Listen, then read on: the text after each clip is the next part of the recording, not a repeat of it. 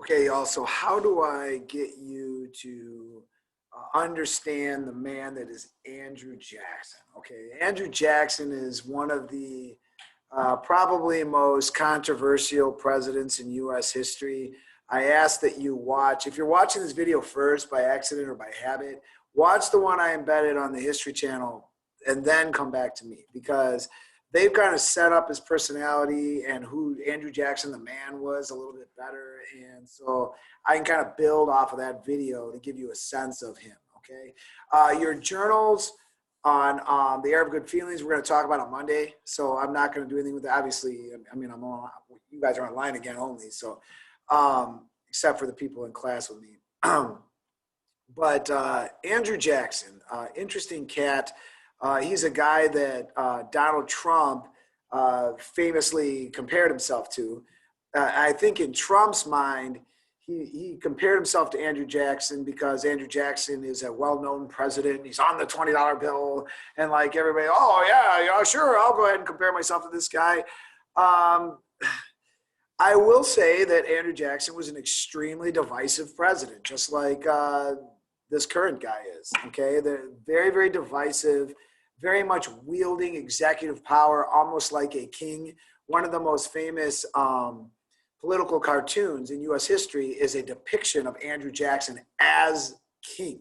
Okay, so you look at this personality. Jackson wants to run the country as a general. Okay, Trump fancies himself running America as a like the businessman on the what TV show is on, The Apprentice or whatever. You're fired, like that kind of a thing. So there are some similarities in personality. I mean, they're both narcissists. They're both very heavy-handed. Both hire and fire people in their own administration a lot. Okay, Andrew Jackson, for example, goes through several cabinet members in his tenure as president. But definitely Andrew Jackson is a guy that is going to ramp up sectionalism in the U.S. But you could also argue there are some things that keep this country together that he does. All right. So let me begin. I'm just going to give you a start on Andrew Jackson today because I'm going to do more with him next week. So here we go. Intro to Andrew Jackson. I mean, it's exactly that. It's an introduction to Andrew Jackson. This is the video I was talking about. Short one, get you to see it. So here is some context, some historical context you'd want to be able to use if you were writing about Andrew Jackson, for example. The concept of universal white male suffrage, right?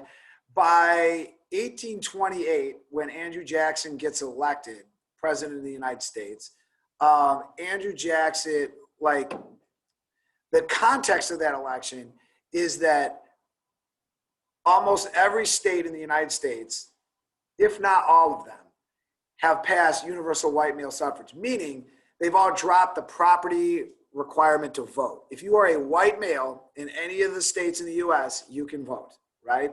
And so that means, even though that's still limited, it still means a lot more people can vote than before, which means that people who want to run for president want to appeal to the interests of the common man more than they ever have, right? Because prior to this, only property owners could vote. It was more an elitist game. Now, the common white male becomes somebody that politicians want to pander to. They want to get their vote, right? Nobody panders to the common white male like Andrew Jackson. And to keep my analogy going, you could probably argue that about Trump as well, pandering to the common white male, okay?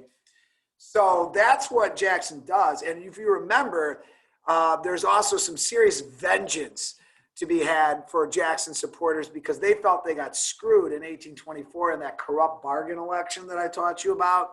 So they're going to make sure Jackson gets elected this time, and he does. And not only does Jackson get elected in 1828, but he throws a rager on the White House lawn, no kidding, beer and everything. Just come one, come all, get drunk and get rowdy. Andrew Jackson is now president of the United States, okay? But But as a president, he immediately like gets himself in hot water, both within his own administration and in terms of like his perception to other people. The first thing I'm going to mention is the Peggy Eaton scandal. All right. Peggy Eaton was the wife of his Secretary of War. Okay. I think his name was James Eaton.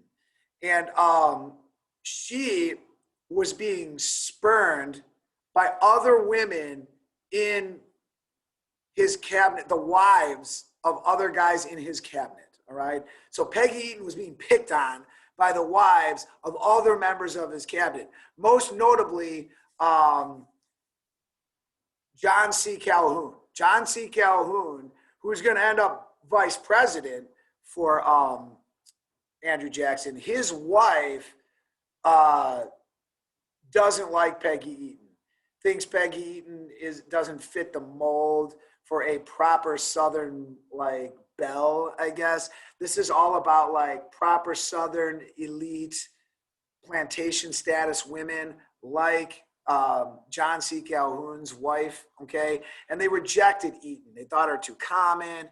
She had a bit of a scandal going, like where she is like separated from her husband, but dating before she's totally divorced. Like there's a whole thing where basically Andrew Jackson's cabinet, like their wives are being mean girls to Peggy Eaton. And so he orders the wives, this is a total, think about it, total Andrew Jackson move, total Trump move. I order you to hang out with Peggy Eaton, right? Well, how do you think that worked out for him? All the wives of these cabinet members are like, we're not going to hang out with her just because you say so. And then, so he wants the resignation of his entire cabinet, which he gets over the Peggy Eaton scandal. This mean girl fight results in the resignation of the entire cabinet of Andrew Jackson. So right off the bat, you can see interpersonally, this guy is a trip. Okay, Andrew Jackson is a trip. He gets everybody to resign because they don't hang out with this wife of this guy that he wants them to hang out with. Okay. Meanwhile, gets elected, immediately starts putting people into positions in government that helped him get elected, who did political favors for him. That's called the spoils system. Andrew Jackson is a prolific user of the spoils system. You help me politically, you be a yes man for me, I'll find you a cushy job in government that pays a good pension and you don't have to do much. I will reward you with government position, you know, as a result of backing me politically and being a yes man for me, all right? Doesn't sound that different from the guy we have in charge now. So there's another like connection. A lot of these people put in these government positions don't really have any business being there.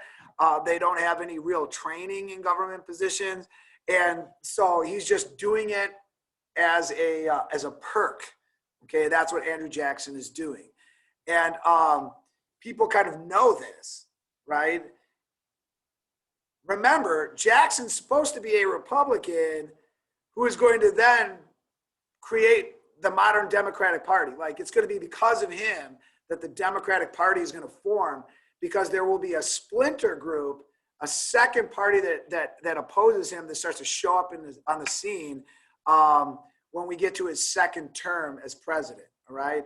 But Andrew Jackson is supposed to be, if he's a true Republican, a small government guy, and he doesn't believe in wielding power and using the presidency, like overusing the presidency.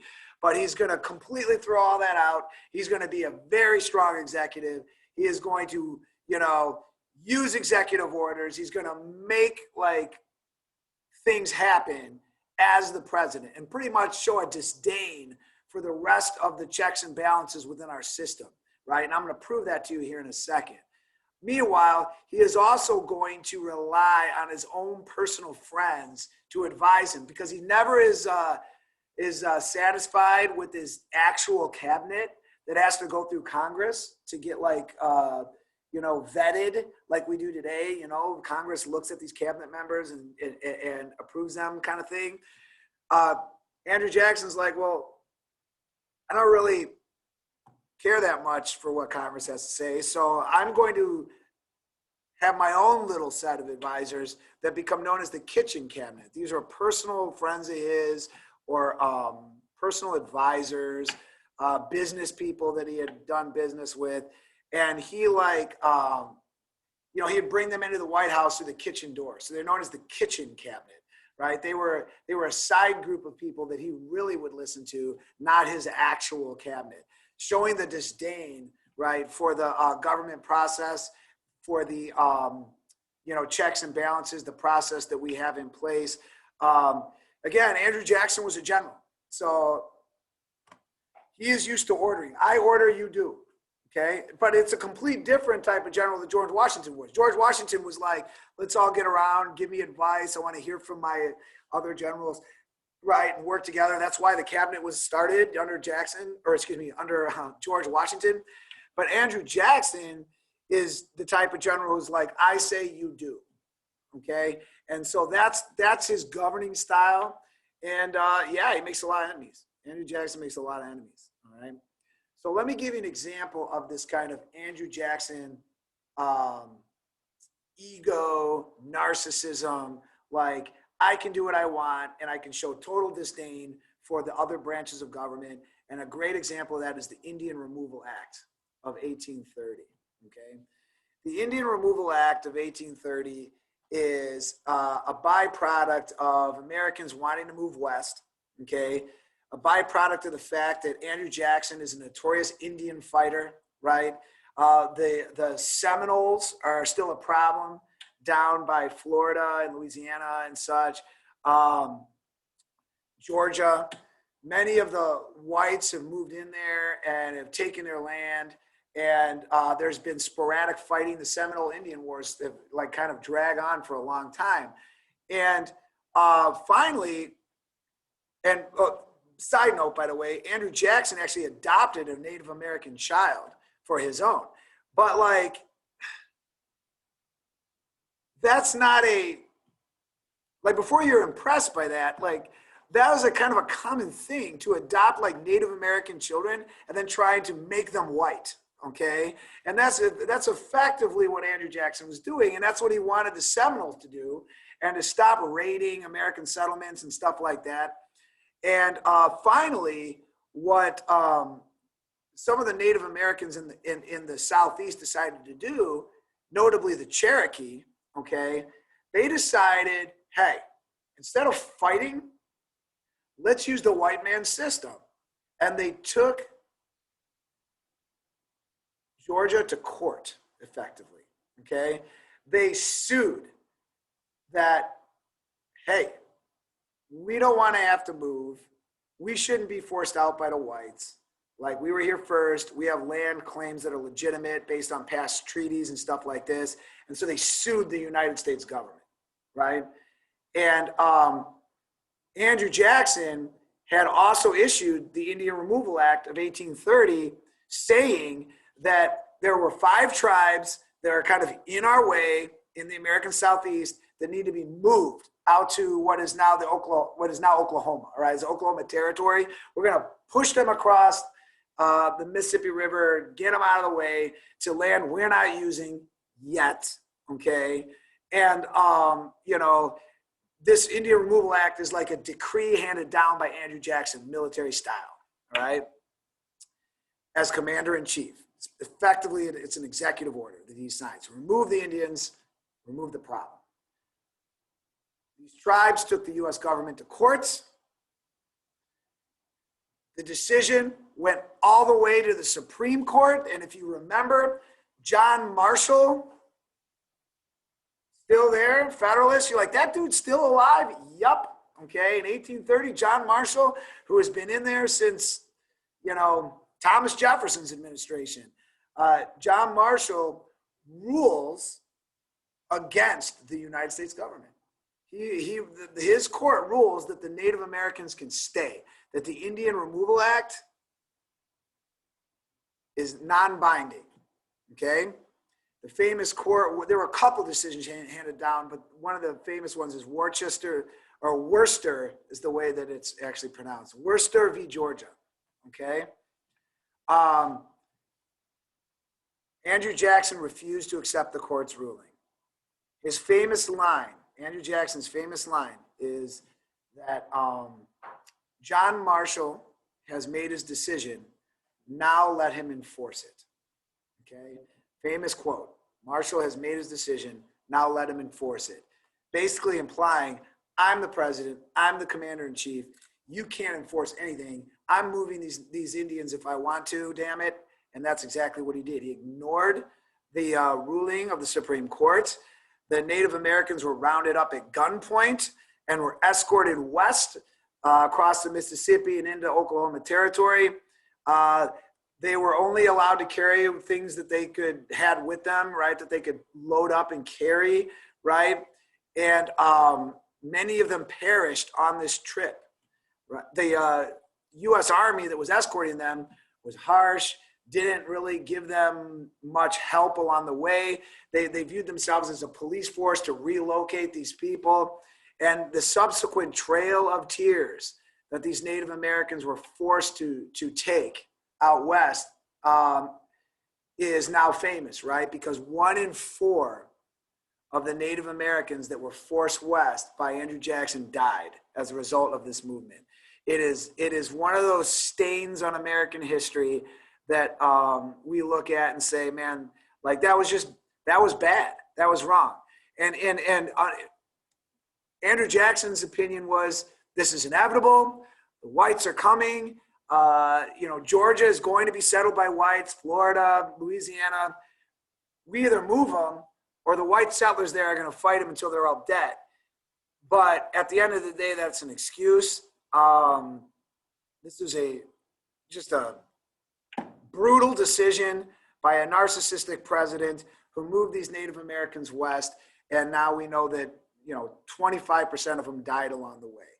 And what this does is it sets a precedent for how we, meaning white people in America, are going to treat Native Americans as they continue to move west throughout the rest of the 19th century or 1800s, okay? So I'm going to stop with the Trail of Tears as the last thing I want to tell you about today, because we're going to get more into Andrew Jackson the next time I see you guys for the next lesson, okay? See you then.